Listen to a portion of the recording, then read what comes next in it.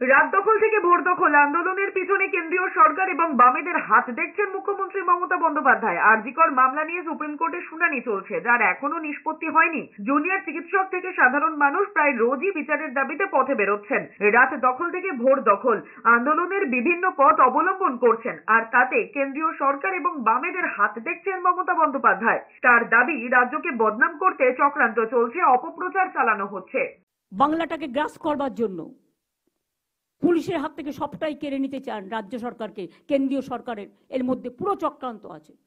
আমি কোর্টকে কোনো ব্যাপারে একটি কমেন্টসও করব না, because we are bound to accept the court verdict. কিন্তু মনে রাখবেন, কেন্দ্রীয় সরকারের সম্পূর্ণ চক্রান্ত আছে এবং আরো কয়েকটা left parties, they are also involve in this conspiracy.